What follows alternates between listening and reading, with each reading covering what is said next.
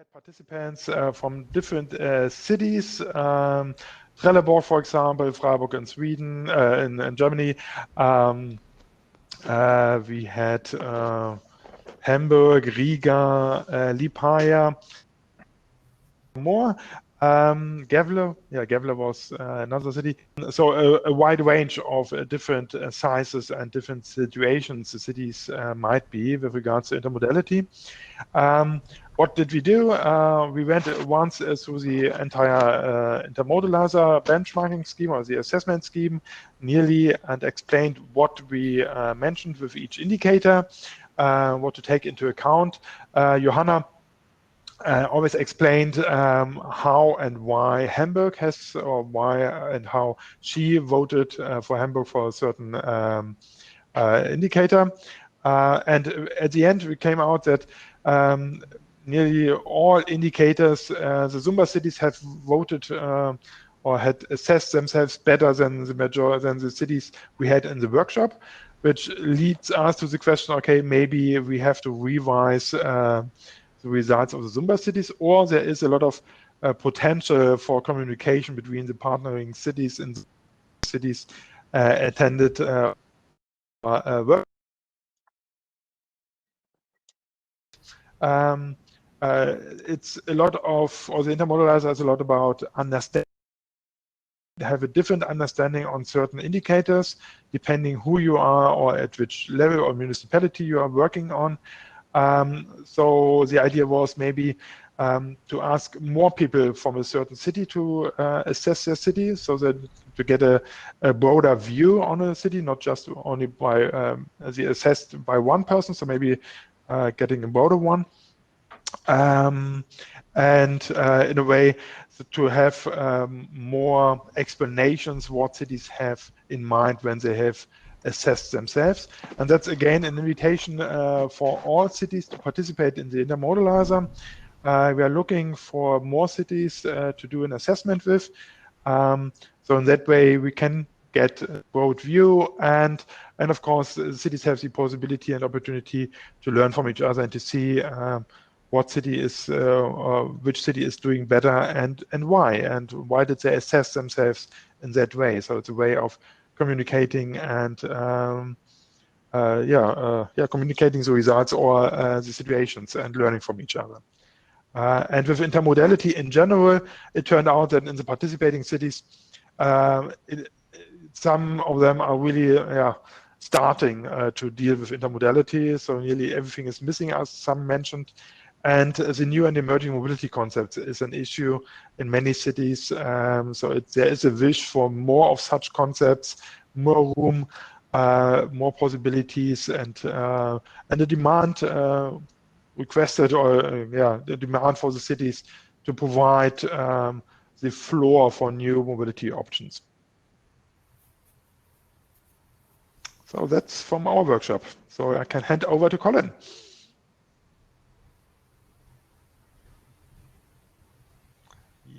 Colin, you are muted.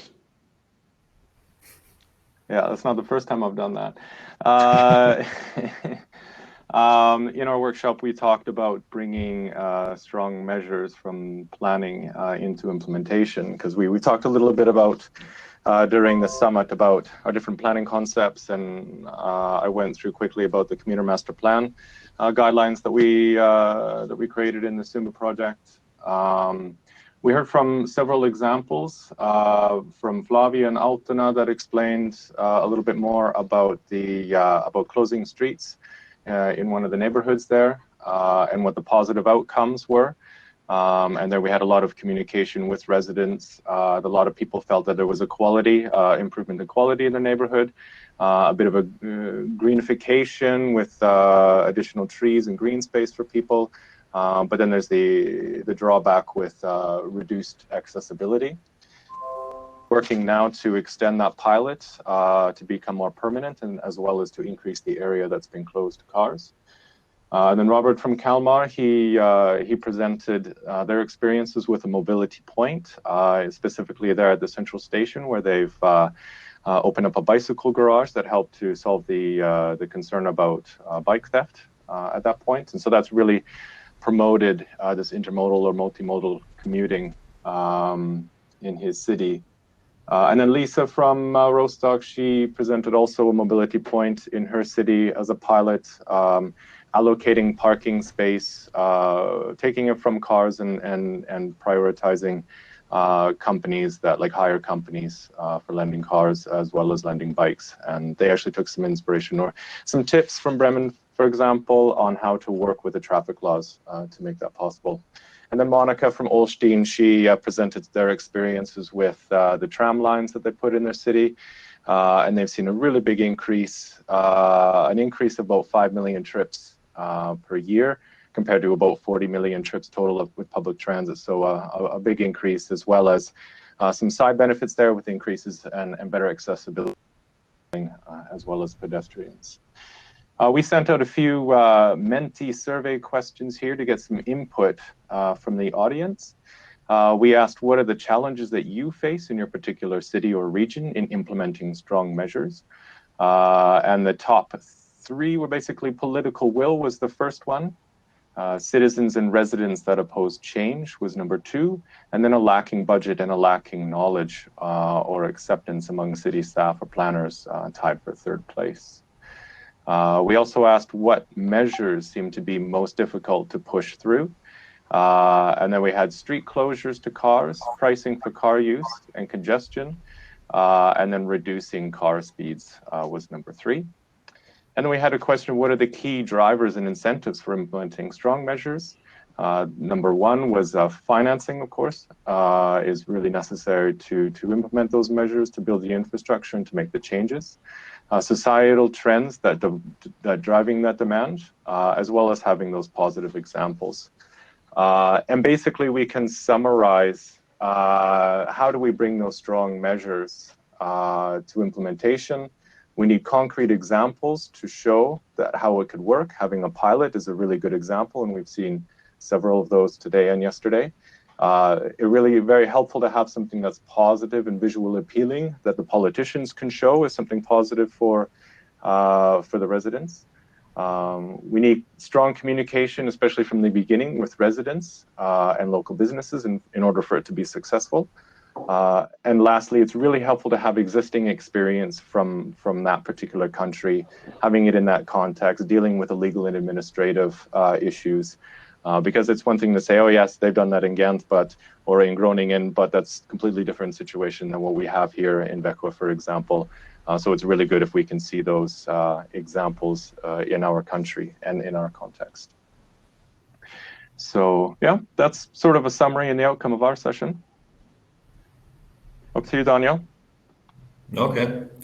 Well, yes, we talked about, let's say, the steps towards obtaining a model, basically from a traffic management point of view. So, let's say, traffic surveillance, informing users, data evaluation, and modeling. Yes, we have as well used Mentimeter to ask some questions about what's known to the people regarding these steps. So, which ways of traffic surveillance they know, for example. Quite interesting was that some people are already using drones to observe the traffic, and as well the name Waze was stated, which is, let's say, an application which is not known here in Germany at all. Yes. So that's what we have done basically. We had 2 very nice talks. One talk from Janus Tam from Tartu, mainly about traffic surveillance, and one talk from Evelina Budlovica from Riga about their traffic model. Yes, that's basically what we have done.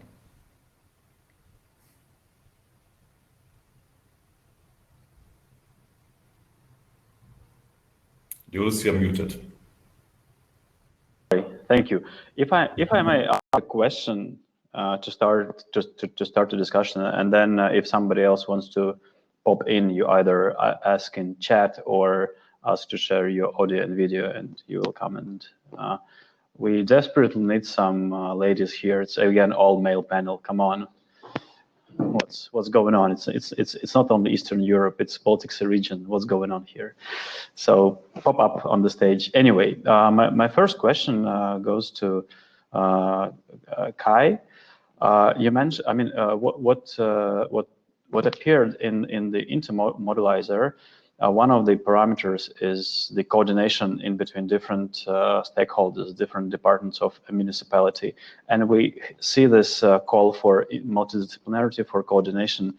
And if you work with other issues, for example, let's just take this integrated stormwater management, for example. You also hear this, oh, there is not enough communication, not enough coordination of activities, because everyone is in their small silos, traffic engineer or green area planner or economist or what have you. So I will ask this question, what do you think? I mean, I don't have an idea. It's just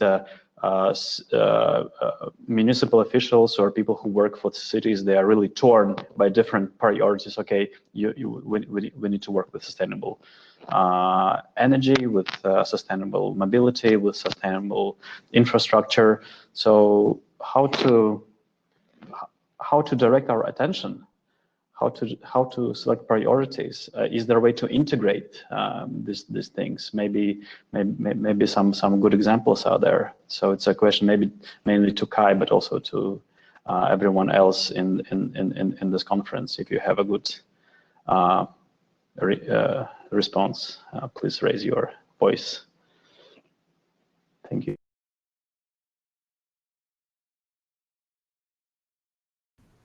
You're muted, Kai. The same issue like yeah, muted.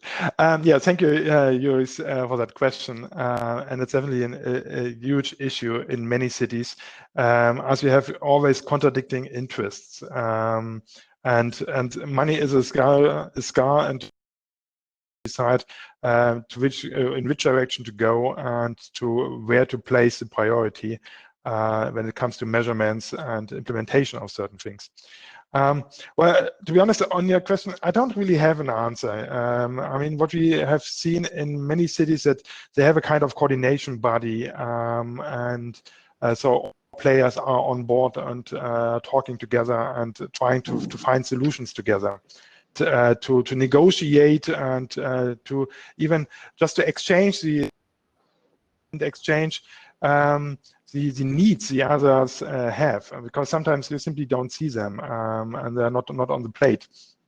But yeah, that question, as I mentioned, we can give it to the plenary as well, as maybe they have some ideas how to structure that or how to guide that and how to place priorities and what are possible solutions for that. Okay. And we need cities to describe their solutions so that the other cities can learn from each other. That's a good point. Thank you. We'll take it to these days and other days plenaries as well. And actually, my next question, I mean, it's kind of connected with your response actually, and it goes to Colin. Colin, you have mentioned that, I mean, it's like mantra. We lack money. We need more money. And we lack political will. We need political will. So maybe it's one of the sort of hints on about this political will. You know, money is and priorities are where political will is, or vice versa. So my question about this model shifts and I mean financials, the following. I mean, it's not a, let's say it's a common knowledge, I think, among us economists or among traffic planners that public transport and multimodal transport is more efficient, more cost-saving, both for users as well as for cities. So, I mean, clearly, there is this financial business case for investment into sustainable mobility and sustainable infrastructure. So, then the question: why are we not there yet? I mean, despite having this strong financial business case, why isn't there enough priority, enough political will, enough financing, or we're getting something wrong, or maybe cars are better? I mean, I'm just provoking here. So maybe cars are better. Well, I mean, you can't argue that there is a convenience factor to the car, of course, and I think that it's definitely a driver for the, the situation that we're in. But I mean, we have to remember that at least since like the 1950s, that a lot of cities, when the car came up and became more popular, that it really was the driving factor for the way that cities have been planned since then. And even if you have a number, I mean, I'm from Canada originally, and a lot of our cities in North America are basically, they're designed for the car, period. And then you see in many European cities where you have some of these older street layouts, the medieval streets that have, and old town and city centers that are much more, they're designed around people and maybe even cycling, but then you see a lot of, the greater areas that have been built out in more modern times are more dedicated towards car travel. So I think you kind of have this historical aspect that's hard to get away from, that a lot of cities are basically designed with the expectation that people are going to drive their car. And I think that norm is really difficult to get away from. And I don't know how much there is like a status with the car as well still in some places. I think that there's a bit of a status that is difficult to get over, but there's also the convenience, and especially when people have different situations, they have small children, they have to do their shopping and those sorts of things. As I mentioned yesterday in my presentation, I mean, in Vaca, we don't really have real congestion, so it's still very easy to drive the car. So there need to be those drivers in place. I mean, when you look at big cities like Berlin and Hamburg, getting around by car can be a really pain. It takes too long, and then maybe transit in those sorts of situations might be the better option. When it comes to political will, I mean, the politicians are basically, they're doing what they think the people want. They're basically making decisions for what they think is best for their voters. So it depends really on the voting group and what they communicate to be their own priorities. And I think at least locally, we lack the cycling and pedestrian lobby. Sometimes it's really just the voices that are screaming the loudest that get heard. And sometimes also that people don't really know what they're missing out on. And that's kind of one of the goals with the bicycle library, is to introduce people to a new way of traveling and using the bike. Even if you have small kids that need to be taken to kindergarten, you can do that with an electric assist cargo bike. And then when people get to try, they think this is a great solution, this works for me. We can sell maybe 1 or 2 cars that we have in the garage at home. But if we don't have those opportunities for people to try out, then they have, as I say, they don't really know what they're missing. So a lot of it is kind of engaging with the public and convincing them that these are good and positive solutions, that maybe cycling is a good option. And then it's also reaching the politicians as well and communicating that to them as well. But it's not easy. And I think it's a combination of the public outreach as well as, showing the facts. But as you know, sometimes we vote according to our feelings instead of the facts. Okay, thank you, Colin. And actually, also my next question goes to Daniel, which relates also to what Colin and Kai have told about the priorities. And in terms of modeling and data, again, sort of a provocative question. Don't we have enough data already in order to make decisions about sustainable mobility? And what is there any data that can really change perception? So I mean, what role data has to play? Or it's something else, it's political will, it's culture, it's money, it's interest. So, and how can we change this with data? So it's yeah. I'm now loading it all on your shoulders now. Yeah, well, in fact, yeah, I mean, I don't think it's data, because data is mainly, let's say you are capable to gather data about traffic to represent some single intersections. You will have basically data about your population and about the places in your city that are visited, so you can model that as well, right? So that's not the issue. I suppose it's rather really a cultural thing. But what's, let's say, regarding data, what's quite interesting, you may, for example, show people the air pollution there in each place, let's say, so that you can inform them about the local air pollution. And then you will see that they change their habits. I mean, they will take different routes, for example. They will maybe even as well use another mode of transport. So yeah, I mean, data. Let's say it's not the data itself; it's just making it visible to the people and making them aware of let's say of the situation, not of the data, of course, but rather of the situation that's really at a place or along the ways or something like that. Because then you can as well, of course, change their habits or their routines. So that's possible. That's something, of course, that data can do. Yeah. Rather than that, of course, I mean, Colin's right. It's a cultural thing. It's also, let's say, the design of cities, right?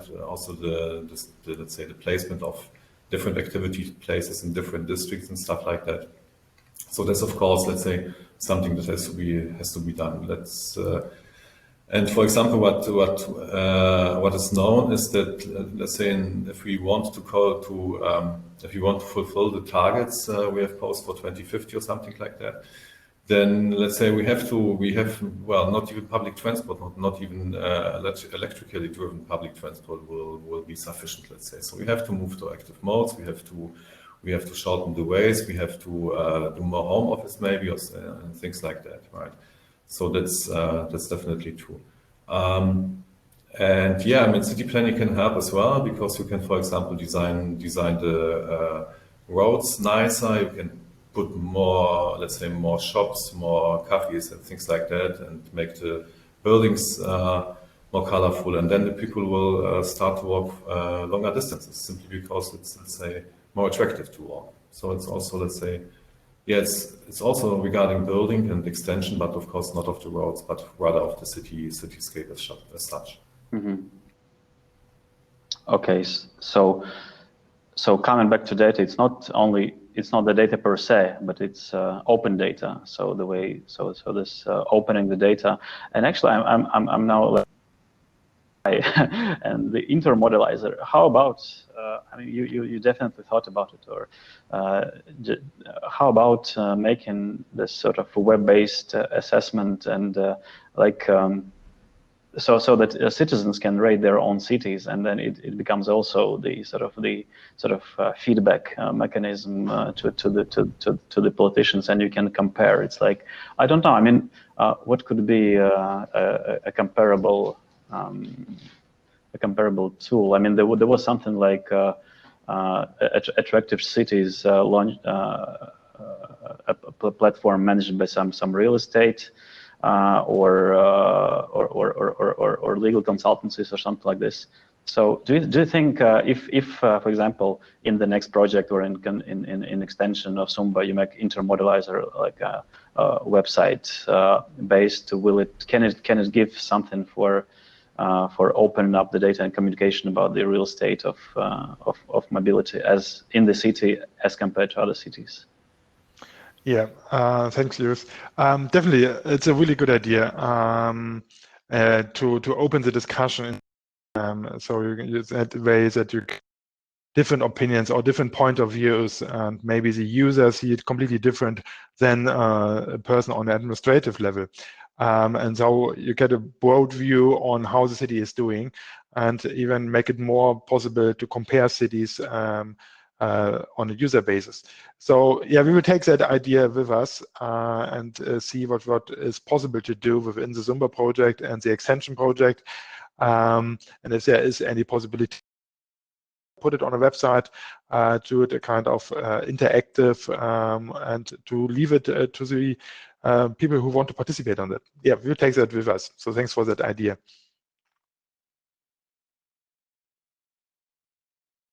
Okay, you're welcome. I mean, yeah. So, anyone else who wants to speak up in this panel? We or we'll just leave for four of us here, or Colin, or Daniel, or Kai. What's your Any other remarks, or we just go have lunch? Well, I would maybe like to thank the organizing team, right? Also the Hopin team who has helped. Oh yeah, thank you very much. It was very nice. Everything worked great. Okay, thank you. Thank you for your patience in trying out Hopin and in getting to grip with the difficulties of its demanding computational engine. But anyway, it's not to say that it's the end. We still continue after the lunch. Kai, sorry. Yeah, I just want to pass the ball regarding your first question you asked, Juris. I mean, how is the city of Vaca dealing with the different opportunities or different possibilities or different on how to shape the urban transport, as Juris asked in his first question. So maybe you can give some insights on how Vaca is dealing with that. Yeah, I think it's a bit early to say. The answer to that, I think, depends on who you ask. I think that we're a small group that are looking at maybe implementing some of these strong measures. You know, the feedback that we've gathered from politicians so far is, I mean, we have the goal of becoming fossil fuel free by 2030 in Vaca, and right now basically the one source that's remaining is transport. So you could say, with respect to carbon emissions, transport is our biggest priority. So I think, in general, the politicians understand that we need to do something. It's not going to be, they're going to have to make some uncomfortable decisions, if you ask them. And I think for us, the challenge there is finding a way to make that happen. And I think it starts on the ground, and it's working with people and having that public outreach and looking to the residents and saying, this is the problem, this is the goal that we have, this is the challenge that we face, help us to solve it. We don't know exactly how we're going to go about that, so we'll see over the coming months. Yeah, I can't really say much more than that. I think that we've gained a lot of good documents. We have our transport model that I think was discussed in Daniel's group, if I understand correctly. No, it wasn't brought up. No. So I think we have a lot. No. So we have the methods to be able to test different measures and things, even through modeling and that. But then, so we can test it before implementation. And I think in order to show those results ahead of time, and then testing it as a pilot is probably one of the best ways to do it. But I think that we have, in general, some good examples here. Reducing car travel speeds is one example of a measure that we've been working with for quite a long time, as well as building dedicated bus lanes, and sometimes that does require taking space from cars. And in the beginning, you know, there's some pushback and there's a conflict and things, but it goes away over time. So I think it's, you know, even though there's a little bit of heat from the beginning from the residents, I think that it really takes the political will and knowing that heat is going to go away, and that they have the courage to push those through. I actually had a question from our workshop. There was the Mentimeter question about challenges that cities face in implementing strong measures, and the top answers were political will and citizens oppose change. It seems a bit contradicting. That's a question to Colin. How would you explain that, or is it not contradicting after all?